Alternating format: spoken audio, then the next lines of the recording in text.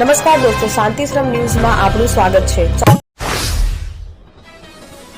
દિયોદર તાલુકાના ગોળિયા વખા તથા કોટડા દિયોદરની પ્રાથમિક શાળાના બાળકોને શાળામાં સેવા આપતા એવા કોકિલાબેન એમ પ્રજાપતિ અને ગાંધીનગર રહેતા તેમના પુત્ર હિમાંશુભાઈ પ્રજાપતિ દ્વારા શાળાના બાળકોને ભોજન આપી અને ધન્યતા અનુભવી ઉત્તમ ઉદાહરણ પૂરું પાડેલું।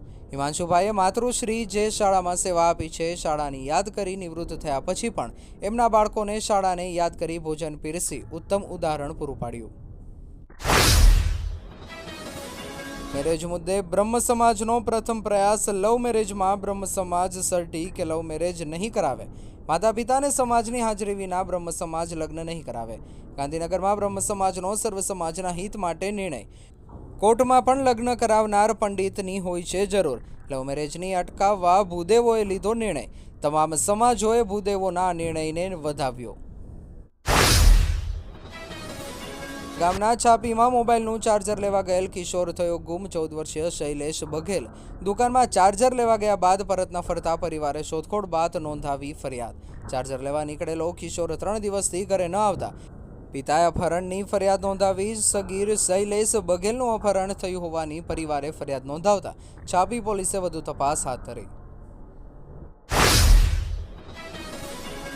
હજુ કેનાલમાં પાણી પહોંચ્યા નથી, ત્યાં તો પાણી બંધ કરવાનો નિર્ણય। ભાભરના શણવા ડિસ્ટ્રિક્ટ કેનાલ કોરી ધાકોર રહેતા ખેડૂતમાં રોષ। પાણી છોડવાની જાહેરાતથી ખુશાલ થયેલા ખેડૂતો પાણી બંધ થવાની જાહેરાતથી દુઃખી। ઉનાળુ પાક અને પશુઓ માટેનો ઘાસચારો પિયત વગર બળી રહ્યાનો આક્ષેપ। પાણી વગર શું પિયત કરવું, કઈ રીતે પશુઓને પાવવું? પાણી 31 માર્ચથી પાણી બંધ કરવાના નિર્ણયથી સરહદી વિસ્તારના ખેડૂતોમાં રોષ।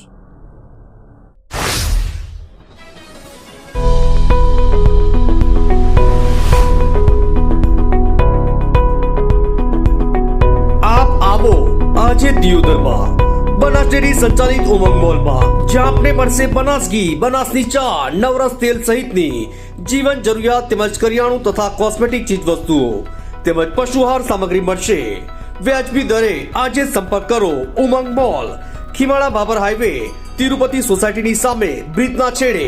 આજે સંપર્ક કરો 94 276 45 123।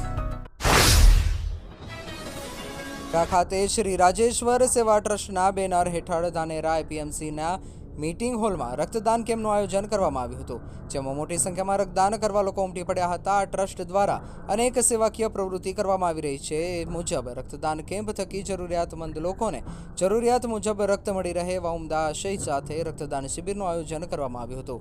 ભગતસિંહ સુખદેવ અને રાજગુરુના બલિદાન દિન નિમિત્તે રક્તદાન કેમ્પનું આયોજન કરવામાં આવતા રક્તદાન કેમ્પમાં ટ્રસ્ટના ઉપપ્રમુખ તેમજ એપીએમસી ચેરમેન વિરલ પટેલે હાજર રહી રક્તદાન કરનારને જરૂરી પ્રોત્સાહન પૂરું પાડ્યું હતું। મેડિકલ ચેકઅપ બાદ રક્તદાન કરાવવા મેડિકલ ટીમ પણ કાર્યરત જોવા મળી હતી। મામલતદારે ગેરકાયદેસર ખનન કરતા જેસીબી અને ટ્રેક્ટર ઝડપી પાડ્યું। ડીસાના વડાવડ ગામે ગેરકાયદેસર થઈ રહ્યું હતું ખનન। મામલતદારે બાતમીના આધારે સ્થળ પર જઈ જેસીબી મશીન અને ટ્રેક્ટર ઝડપી પાડ્યું। ડીસા ગ્રામ્ય વિસ્તારમાં ઘણા સમયથી ગેરકાયદેસર ઠેર ઠેર જગ્યાએ થઈ રહ્યું છે ખનન। જેસીબી મશીન અને ટ્રેક્ટર પણ આરટીઓના નિયમ વિરુદ્ધ છે હોવાનું આવ્યું સામે। જેસીબી મશીનને નંબર પ્લેટ નથી અને કાળા કાચવાળું તેમજ ટ્રેક્ટરને પણ નંબર પ્લેટ નથી। આવા ભૂમાફિયા વિરુદ્ધ કડક કાર્યવાહી કરવામાં આવે તેવી લોક માંગ ઉઠી છે। બનાસકાંઠા જિલ્લા ભાજપના નવનિયુક્ત અધ્યક્ષ કીર્તિસિંહ વાઘેલાનો અભિવાદન સમારોહ અમીરગઢ તાલુકાના ઇકબાલગઢમાં યોજાયો હતો। દાતા વિધાનસભા વિસ્તારમાં આવેલ પંચમુખી હનુમાનજી મંદિર સાનિધ્યમાં વિશેષ કાર્યક્રમનું આયોજન કરવામાં આવ્યું હતું।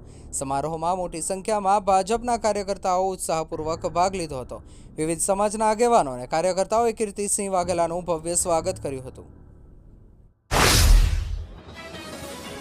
ડીસા દક્ષિણ પોલીસ મથકમાં જપ્ત કરેલા તેમજ લાંબા સમયથી પડેલા વાહનોની જાહેર હરાજી કરવામાં આવી।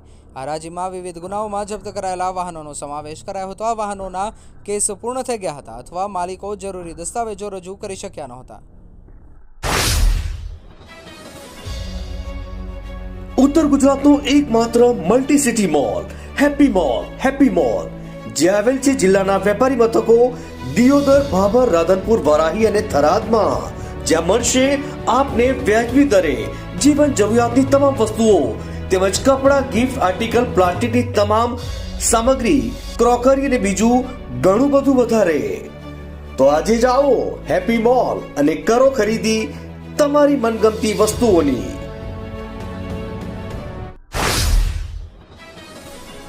ડીસા તાલુકા હેલ્થ ઓફિસરે વિશ્વ ટીબી દિવસ નિમિત્તે જાગૃતિ રેલીનું આયોજન કર્યું.